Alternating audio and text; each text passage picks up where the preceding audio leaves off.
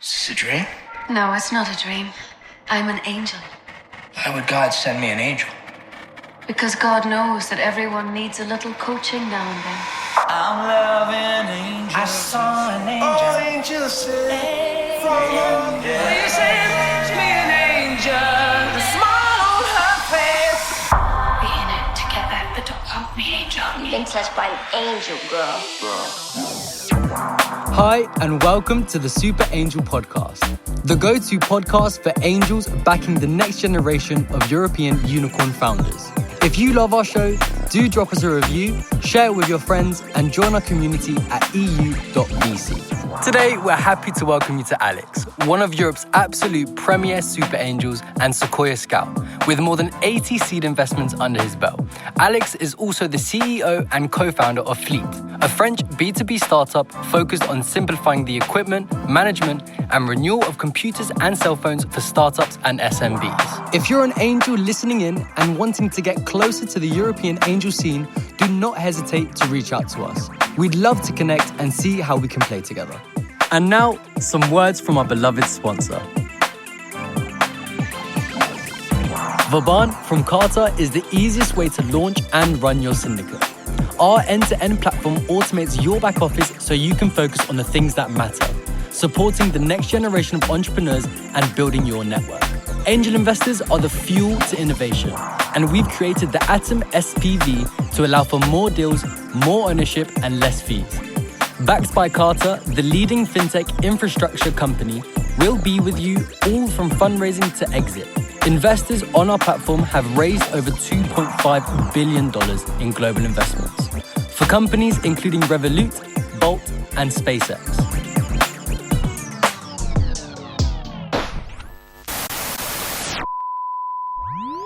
Alex, welcome to the Super Angel podcast. We are so happy to have you with us. Thanks a lot. I'm super happy to be here too. Thanks for joining the pod, Alex. Super happy to have you. A good friend and quite a successful entrepreneur, so very excited to get digging. Maybe you want to share with the audience a bit about your background and what brought you into angel investing? Yeah, I'm Alex. I'm the co-founder and CEO of Fleet. I launched Fleet almost 4 years ago in April 2019. We are a bootstrap company, so we never raised any euro. It's a bit something special in this market.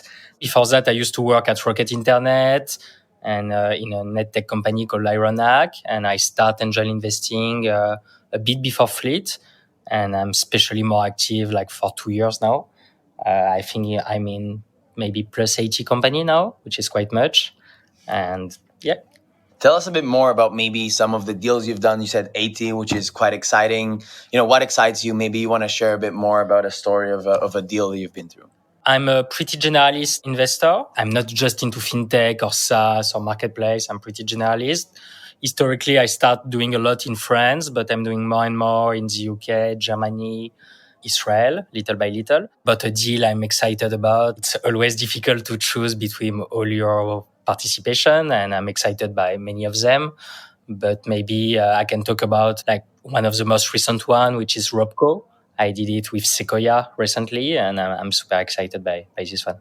Want to share us a bit more about it? What got you it's excited? a robotic solution for SMBs. And I think, it's very interesting what they are building, especially in this market of, labor shortage. And they are doing it also in Germany, which make a lot of sense because there is a lot of industrial companies there. So I'm pretty excited by this one. The team is amazing. So it's promising. I can't wait to see more results from there. And how about today, Alex? Are you still acting CEO in your company or are you angel investing full time? What's your day like? Yeah, I'm acting CEO at Fleet. I'm lucky in a sense because I would say Fleet is focusing on SMB and startups. So what I'm doing as an angel is pretty useful also for Fleet because, it creates some sales opportunity for Fleet. We can do also some partnership thanks to it. I know you receive, for instance, Roxane Varza from Station F, which is also a scout of Sequoia. I met her through being an angel investor. And we have a partnership now between Fleet and Station F. So, it creates quite some opportunity in sales, marketing, PR for Fleet. So the time I'm spending as an angel investor is also useful for Fleet. Yeah, we're LP investing, right? And that's definitely something we have seen in the teams that are building, that want to build their own venture fund. They often have some type of, day-to-day business as an angel, where there's such a good match between how they make their bread and butter or make money for their bread and butter, and then at the same time then they say, well, I might as well attach investing to this, and then that's the angel activity, and then at some point they say, well, now I'm ready to pivot into the other role. So that's an interesting journey, and I can imagine that it's really synergistic, and also the reason why you've been able to do 80 investments. Yeah, definitely. Yeah, there is a lot of synergy, as you say, and also it's refreshing, no, to meet founder, to listen from new ideas. Since Fleet is bootstrap, also we don't have a board, so like I need to always look for new ideas, new trend. It's super refreshing, and it helped me, I think, to be a better CEO also. Yeah, expand on that actually. So professionally, directly, it's given you, BD opportunities, and likewise, but personally, as you said, it's expanded kind of your thinking. You want to share a bit more about how do you see angel investing adding beyond kind of the investment process itself? Yeah, so for instance, it helped me to reflect, on new trends, to make some partnership, not just BD, but, like partnerships. So I invested in a cybersecurity company recently. We might do a partnership, to add it in the SaaS of Fleet, no? So it's more product partnerships than a BD opportunity. Yeah, and also, like, for instance, we launch a product-led channel for Fleet. So basically, like, some people can, create a SaaS on Fleet for free and then start renting computer. And so I learn a lot about product-led growth company, being an investor, no? What work, how to do a proper product and launch. And then I have networks, so I can call, like some founder, like, how did you do your product and launch? And so it's really nurturing a lot my thinking as an entrepreneur. How about personally, what has angel investing given you there? And maybe also touch a bit, if you want to, on your personal side, what is the life of Alex and all that? Where are you in life? Yeah, so no, personally, like many people, but I always love to be surrounded by, like driven people, smart people, ambitious people. And I think it's an amazing, I'm pretty passionate by business myself. So I'm reading sometimes some books, quite much on it, like on journey of entrepreneur. So I'm very interested by it. And I'm feeling very privileged, like to meet some founder at the first day of their journey where they tell me about their vision. Many times it's super, like ambitious, bright people with a lot of experience. So I'm feeling very privileged to be one of the first persons they talk about their project and they ask me for my advice, and be part of the journey is very, I think an amazing privilege. To be honest, I'm doing it a lot for the, personal side of it and the relationship building with bright people. So I'm super excited by that.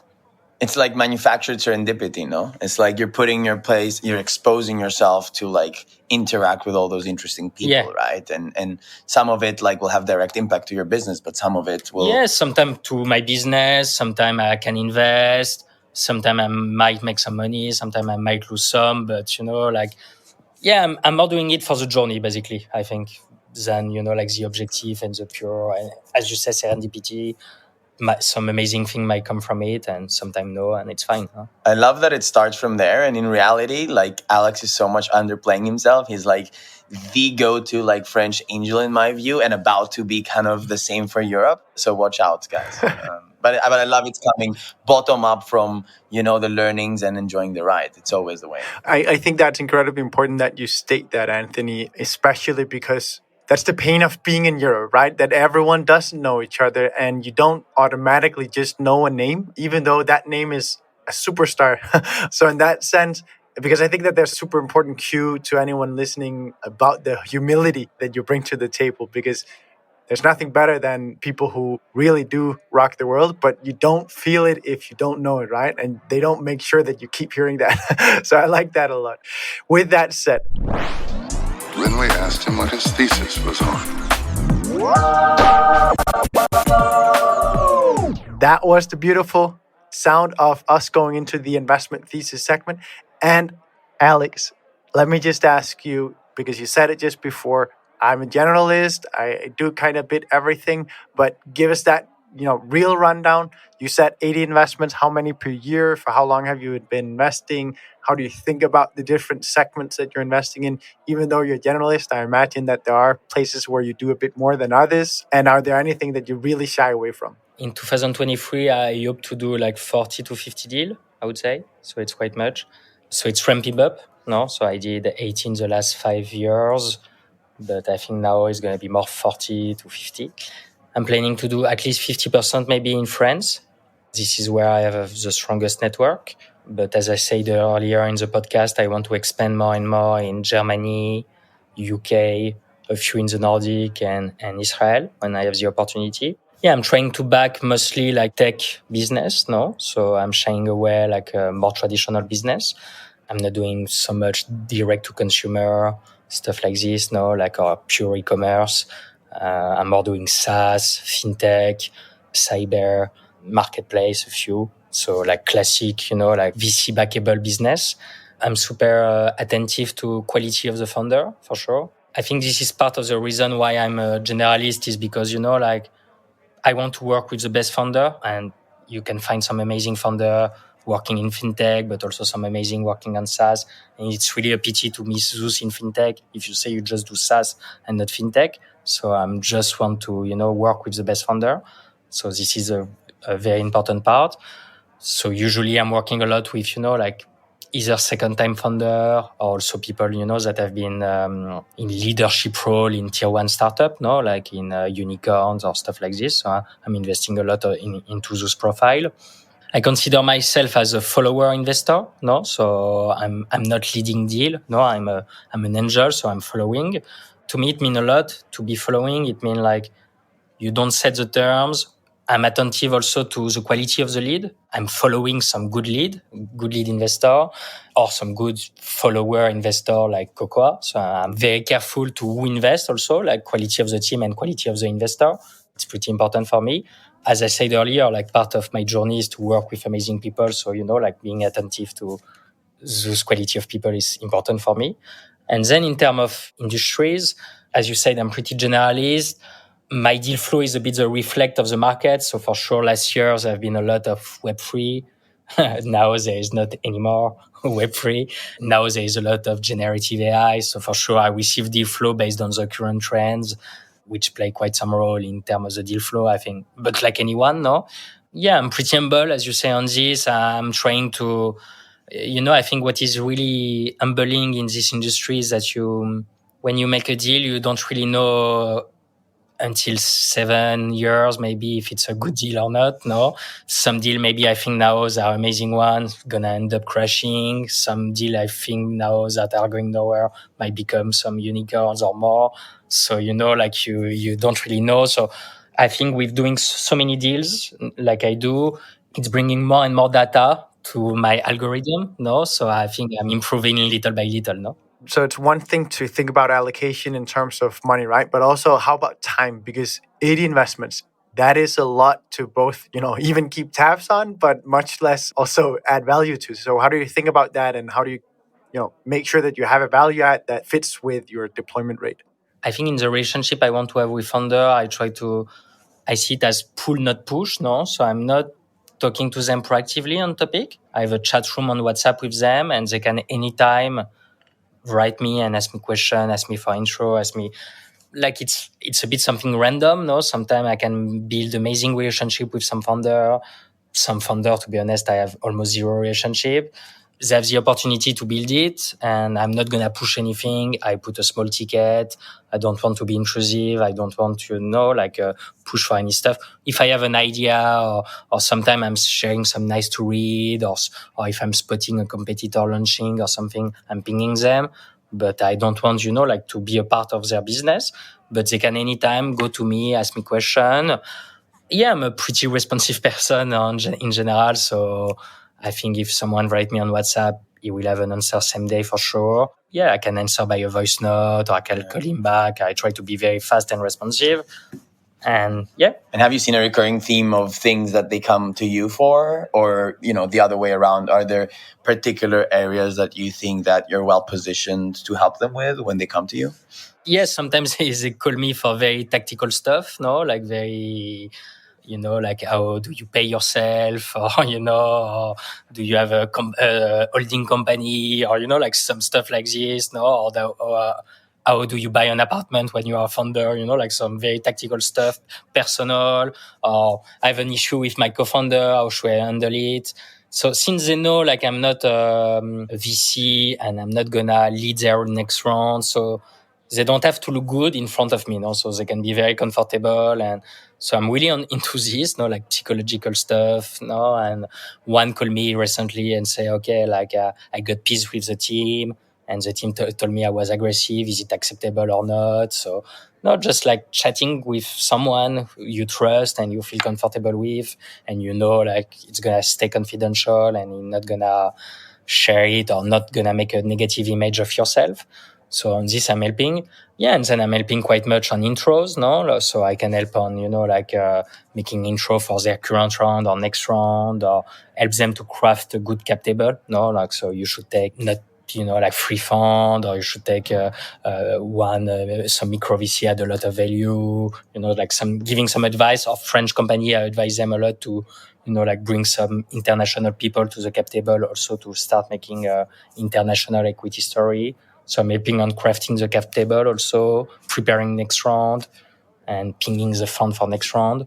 Yeah, and I can definitely attest to like the much more open kind of conversation that you have with founders when there's not the dynamic of like ownership and leading the next round. And it's not a better or worse thing. It's just a very complementary side to the table than what a lead VC brings to the table and the relationship that a founder, builds with them. And we want to see also Coco as, part of the angel syndicate, be treated as part of an angel, but bring something very different to the table because you have that unique operating and founding experience. Whereas kind of we try to connect to people like you, but also be a sounding board when it comes to fundraise dynamics and a lot of other things, right? You said you are planning to do 50% in France and probably, obviously the rest outside of France, but then a focus on Germany and bit in UK and Northern Europe. I'm curious to hear why you're thinking about internationalizing in that way. So I have like a planning of, money to deploy in the next, 12 months, for instance. I know on this money, like on average, it's going to be ticket size average of 30K because some deal going to be competitive. So I can do up to 50K ticket, but I think on average it's going to be more 30, So 10 to 50 with average of 30. So then I have quite some deals to do. If I want to deploy this amount of money, then I'm thinking, okay, is there enough good deal in France to do a 40 deal next year? I'm not sure. It's an opportunity to start building network and deal flow in other geographies. I'm also interested myself, like to develop network in all across Europe. And finally, I'm also opening fleet in Germany, in UK this year. So as well, there's going to be some synergy of going there, traveling, making some partnership and so on. I'd love to unpack that further, not the part with fleet necessarily, but in the process of going to these other markets, because it's what I hear from a lot of angels. I want to do more international deals, but my deal flow is great here in Denmark or wherever. I'm kind of not feeling that I'm seeing the best deals as soon as I go outside of my market. And when I do, I am having a really hard time getting into them. How do you think about that? Would you have any advice for people on that front? On this, I'm thinking I'm pretty privileged because I say, Anthony, like with a lot of humility, I'm a bit becoming some sort of go-to angel in France, So, and Paris is a pretty hot spot at the moment. So there is a lot of, foreigner VC coming to Paris. And so I have already a lot of relationship with international VC and BA coming a lot to Paris. So then it's just like I'm helping them in France and they start helping me in their home geographies, So it's pretty simple. There's nothing rocket science here, but yeah. So basically cultivating VC relationships, NBA relationships internationally, right? That you've kind of built already because you've added value to them. Okay, makes a ton of sense. Assessing founders, how do you think about that? Is there something specific you want to look at when you assess founders? Is there something that gives away that you don't want to invest in a founder, like any tell specifically, anything that you really try to assess there that you want to share? So I think my algorithm is improving little by little, with experience, for sure. So, like the more meeting and deal I'm looking at, the more, I'm improving how I look at founder. What I'm careful about now and more is what's the ambition, Like what do they want to build, And I'm more and more reflecting that, like when you invest in seed and pre-seed, You are looking for power law, no? You are looking for very strong, return on some deals. And then to build those companies that do 50x return on some deals, you need a lot of ambition, no? And so I'm pretty careful now of what's the ambition of the founder or the founding team. What do they want to achieve? How fast they want to go? What rhythms they want to put? What velocity? No, and you can pretty well feel it. No, okay, I already hire 3 developer. I want to do this and that, and you can't stop them, and they're getting traction and velocity and speed. So I'm very careful on that. No, what do they want to achieve? What speed? I tend to like also, more and more founders that are a bit product driven, no? That have I think you build better company, not just being a business guy or an ops guy, but that, you want to build something scalable, a good product. You are careful with this shit, and you don't want to, have technical debt on the long run. So you are very product driven and put some lot of product thought in your product. So yeah, ambition, product, and then I would say how they manage to surround themselves also, and so which funds they manage to attract. How careful they are on some stuff, no? Like quality of the first hire, quality of their BA, quality of the VC they bring in. No, it's if you want to build a very long-term company for 10 years that become like $1 billion company, you have to be super careful of who you bring on board, both in your team and even more on your cap table. And it's very long-term relationship. So you have to be very careful of how they are creating people around them. And I think the final thing, the fourth point I'm very careful about is I really like people that are articulate, no? And you feel like they have a vision, but not only they say, oh, I want to achieve that. They start thinking, okay, I'm going to do this and then this. If this doesn't work, I'm going to do that. And you feel like it's really structured and they think of the plan many times and they have anticipating many stuff. So more cerebral people, more thinkers, no. Totally. And that gives also on clarity of mind, right? Because it's a giveaway on the depth of knowledge they have, of the passion area they're going after, the homework they've done. It actually really shows that. Maybe one more question, and before we go into the segment on core learnings, although some of them are, which is upside potential. So I think we've had different views here when it comes to angel investors, right? But I know VCs obviously are usually optimizing for investing in companies that have uncapped upside potential. How do you think about that when you invest? Do you assess that at all? So yeah, myself, I'm trying to do that more and more. Again, so it's a learning, no? I have little by little, and the more I read about VCs, the more I read about investment, I think I start to understand just a little bit better, not perfectly yet, but what power law mean, no? And I think you need really to reflect like this as an investor in early stage. And early stage, I read something recently, it's one of the only opportunity where you can invest, and if you lose, you just lose one, but there is uncapped potential, no? And so you have really to look for this opportunity, no? So look for stuff that can do 50x or 100x. And worst case, you lose just one, no? So you shouldn't be looking. It's a really risky thing, no? At the end of the day, there is not so many exit, M&A, IPO. So you shouldn't be looking for, some quiet company where you can maybe do 2x. I mean, it's not the point, I think, of angel investing or early stage investing, no? You have to look for, uncapped potential, as you said. You have chosen to build Fleet as a bootstrap company. And now we're talking about angel investing and getting VCs on the cap table and going for the IPO and all that. First of all, why did you choose to do that for your own business? And how do you see your learnings applying towards founders that are then VC funded or going to be? And I'm super curious because you must be one of the few on their cap table that really knows the journey of a bootstrap company. Yeah, it's pretty funny.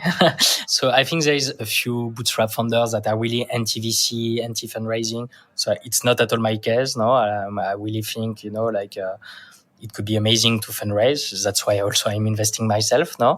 So I think, there is some company where you absolutely almost need to fundraise. There is some company where you absolutely shouldn't fundraise, no. And then there is some gray company in between where you could fundraise, you could not fundraise.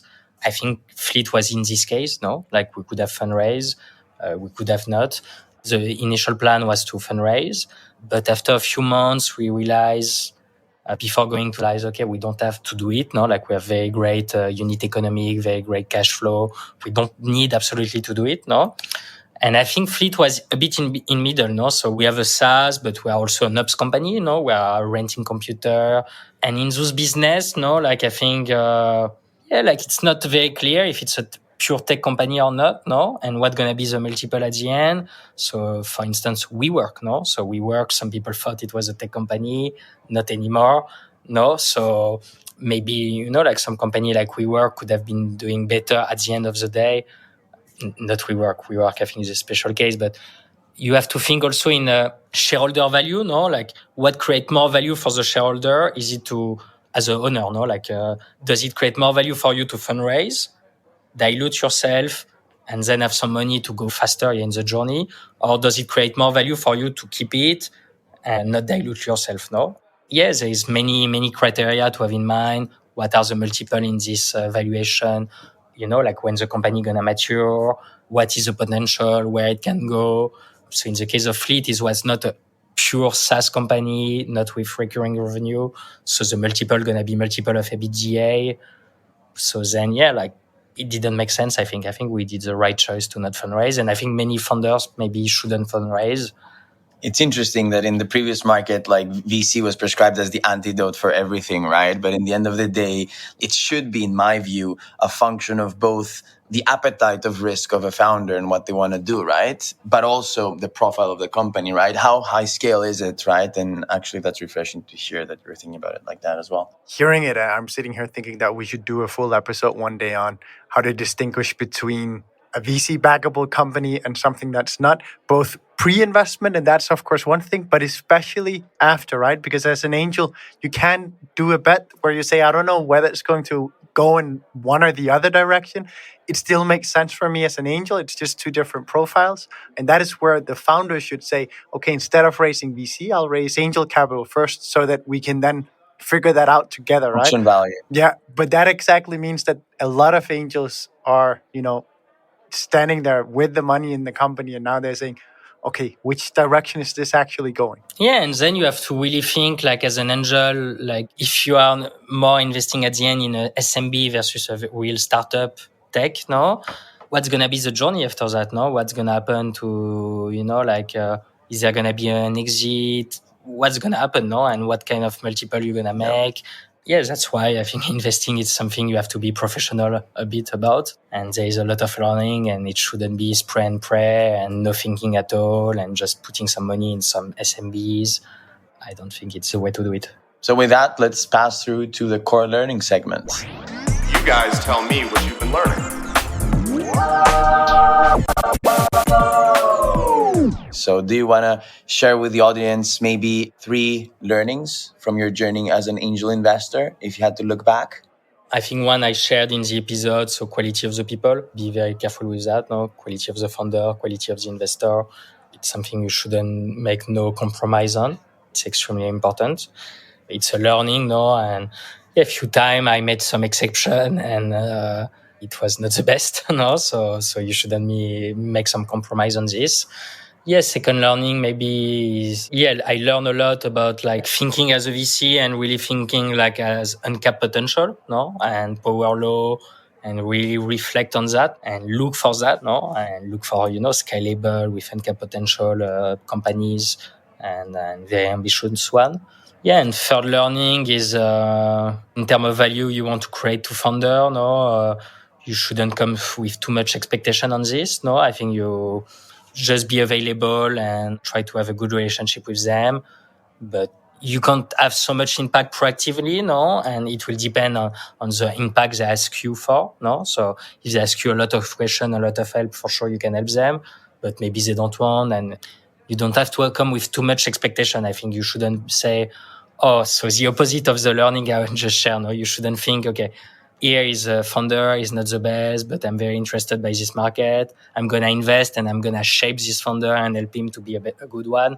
Yeah, I think it's too much expectation and you are making compromise on the quality of the founder. So to me, it's too red flag and too learning, no? I'd love to dive into the last one there, especially on the how do you ensure alignment on that topic with the founder beforehand, because it is expectations management, and I'd love to hear a bit more about that, especially because with the VC press, or at least what VCs are trying to put out, and investors are trying to put out, it seems like the trees do grow into the sky. Oftentimes that is not the case, right? So how do you make sure that you have the right expectations from the founder side? Yes, I'm very transparent guy, so I'm trying as much as possible always to say what I think and to never oversell and underdeliver. I'm super transparent, so I think I'm not disappointing founders that, I'm not going to be proactive in anything. If I see some learning or some stuff that apply to them, I'm going to forward them. It's up to them to build the relationships they want with me. They can ask me anytime if they want anything, and I'm going to answer very fast. And that's it, no? Edge cases, I think, are the tough ones, right? Where you're like, am I going to be in this round or not? It looks quite competitive. Can I highlight some of my value adds? What is the boundary of slightly overselling and stretching to try to deliver that versus not, right? And I don't know if you do that at all, but... Yeah, so no, for sure this... but since I'm doing pretty small ticket, 30K on average, at the end, and I can reduce it down to 10K, at the end there is always space for 10K, so you don't have to crazy oversell, to put 10K. And if you have to crazy oversell, maybe it's mean also you shouldn't do it, no? I also think that founders, they expect different things from a lead VC than someone as an angel, right? Yeah, Just giving you one thing in depth that they might not get otherwise might be enough for them versus, when as a lead VC, there's expectations and support across the board many times. So yeah, and I'm telling founder, I think now there is a trend. So it used to be less angel, but now there is more and more angel in cap table. So I'm seeing more and more deal with 40 angel, 50 angel, 60 angels. So I'm telling them, I think they should think of angel as, casino chip, and they can put as many as they want, no? So they shouldn't have 200 angels, no? But you can have a few, multiple guy with 10K, 20K, 30K, and it's very little, downside for them. And maybe one guy gonna make you one intro after 2 years, but it's gonna be the amazing intros that gonna, bring a lot of value to the company. And just have this option. It's optionality, and I think it make a lot of sense for founder to have, very well connected people. They can ask one day one advice or one stuff, and it can be a really game changer to the company, no? You mentioned in the beginning of this chat, Roxanne, who we also had on the podcast for the first episode. When we asked her about how she thought about SPV, she was like, "I'm not too big of a fan, especially not if I don't know the lead very well, and also the founders. Then I actually do want to get closer to the deal."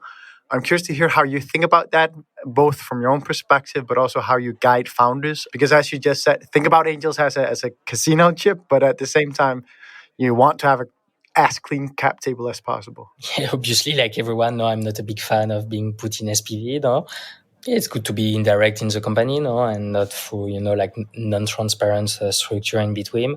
At the same time, I understand also founder, sometimes they need to structure it better, the cap table and stuff. So, I don't have a strong opinion on this, I prefer not to be into, I tell it, and then if it's mandatory to be into, I reassess, I think there's two sides of it, right? One is even if founders brute force angels into SPVs, I think it's important that they have a direct relationship, right? And so I guess it shouldn't be a solution for just getting everyone and anyone under a structure, in my view. You should be very selective with them. And so if you can assure that you'll still have a direct relationship with the angels and kind of clarify the rationale behind it, which is usually fragmentation of angels and legal headache, then maybe it tends to be more acceptable. The second thing I would say is, it really depends on the jurisdiction, right? Because doing SPVs in certain jurisdictions is more difficult to pull off. But regardless, I do think, and we do encourage as well founders to actually be very selective with how many people they get on the cap table. It's a bit like expensive real estate.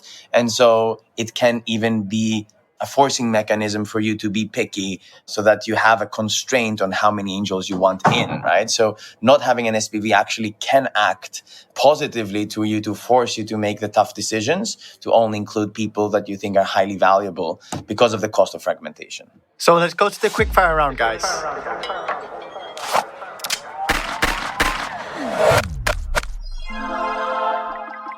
First question, Alex, are you ready for it?